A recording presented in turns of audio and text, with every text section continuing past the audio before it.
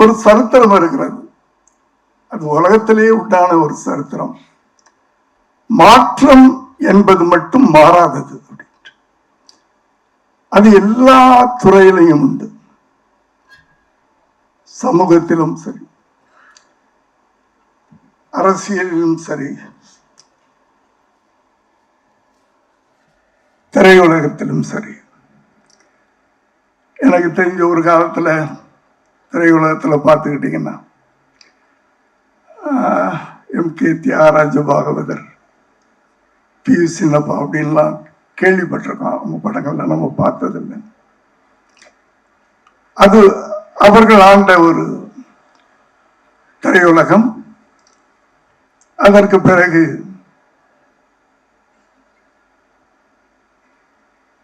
எம்ஜிஆர், சிவாஜி, இந்த அடுத்த தலைமுறைக்கு மாறிக்கொண்டு வந்தது. அதற்கு பிறகு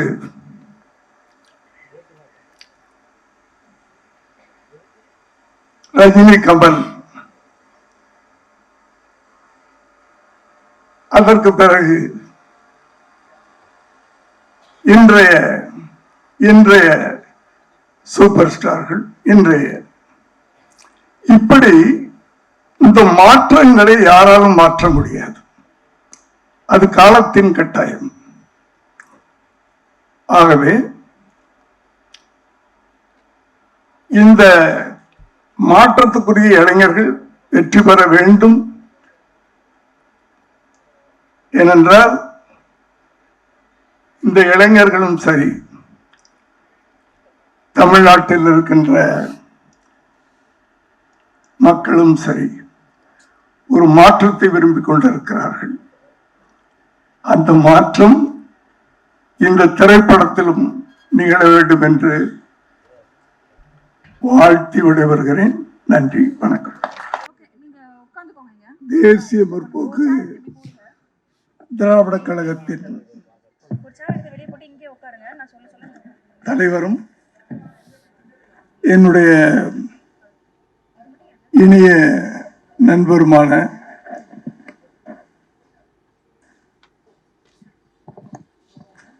கேப்டன்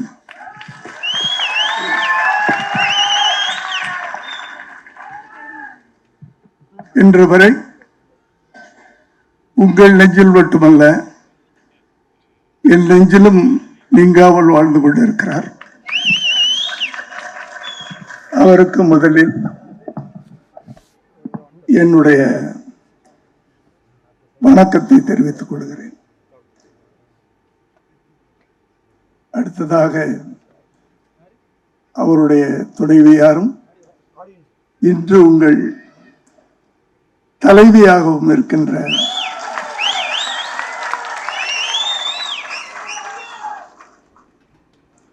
அன்புக்குரிய சகோதரி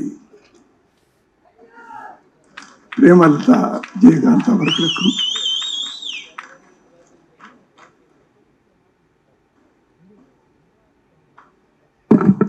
என் இனிய நண்பர்னு சொல்லக்கூடாது, அவர் கோவம் வந்துடும். ஏன்னா நான் இன்னும் 25 வயசு தான் அப்படின்னு சொல்லிக்கிட்டே இருப்பாரு.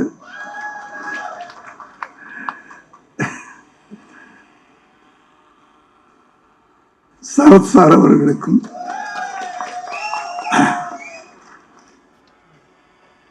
மற்றும் தேமுதிகவை சேர்ந்த தொண்டர்கள் அனைவருக்கும் என்னுடைய வாழ்த்துக்களையும் நன்றியையும் தெரிவித்துக் கொள்கிறேன். கொங்கு சீவி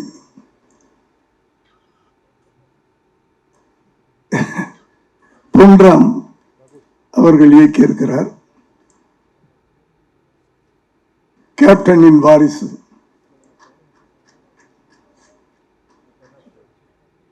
பாண்டியன், சண்முக பாண்டியன், பாண்டி நாட்டு சிங்கம், கேப்டன் பெற்றெடுத்த அந்த வாரிசு அவர் நடித்திருக்கிறார். அந்த இந்த போஸ்டர் பார்த்தாவே ஒரு எனர்ஜியா இருக்கு. கொம்பு சீவி அப்படின்னு சொல்லும் போது ஒரு காளையை குறிப்பிடுவாங்க கிராமத்துல. இதுல யாரு கொம்பு சீவின்னு தெரியல எனக்கு. ரெண்டு பேரும் அப்படி இருக்கிறாங்க. அந்த ஒரு இளைஞன் அந்த விஜயகாந்தின் கண்கள்ல ஒரு நெருப்பு இருக்கும், வேகம் இருக்கும். அந்த ஒரு நெருப்பு கலந்த ஒரு பார்வை.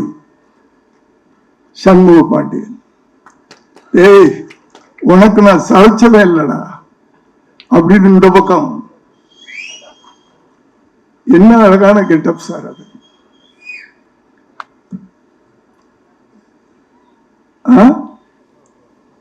சொல்லுவாங்க வயசானாலும் நான் கொம்பு சீவன சிங்கம்டா அப்படின்ட்டு. கொம்பு சீவன காலடா அப்படி. அந்த போஸ்டர் இந்த படத்துடைய வீரத்தை காட்டுகிறது. அந்த டைட்டில் பாத்தீங்கன்னா நம்ம தமிழ்நாட்டுடைய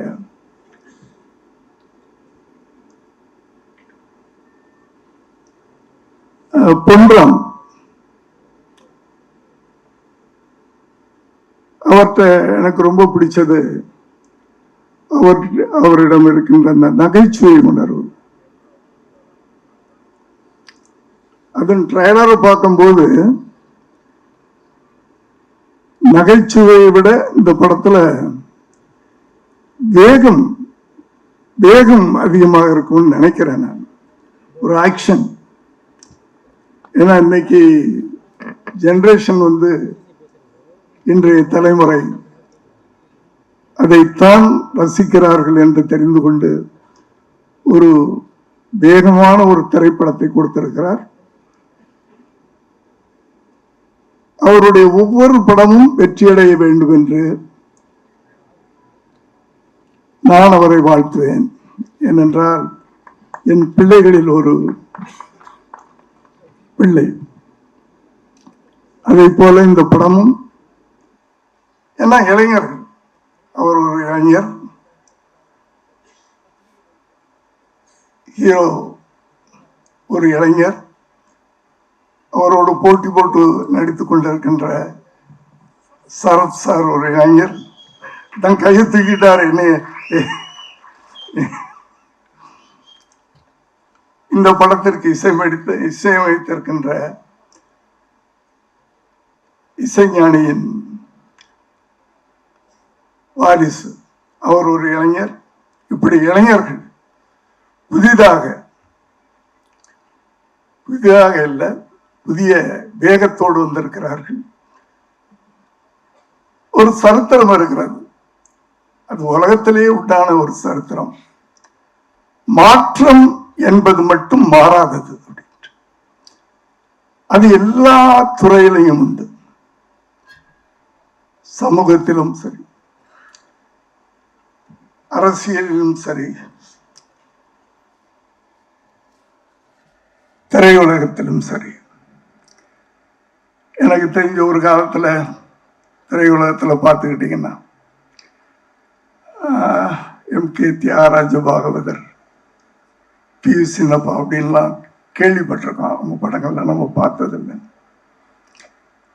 அது அவர்கள் ஆண்ட ஒரு திரையுலகம். அதற்கு பிறகு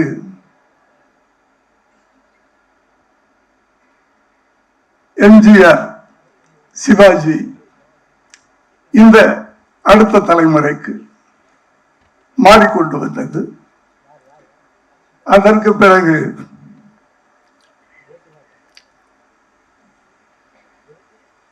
ரஜினி, கமல், அதற்கு பிறகு இன்றைய சூப்பர் ஸ்டார்கள், இப்படி இந்த மாற்றங்களை யாராலும் மாற்ற முடியாது. அது காலத்தின் கட்டாயம். ஆகவே இந்த மாற்றத்துக்குரிய இளைஞர்கள் வெற்றி பெற வேண்டும். ஏனென்றால்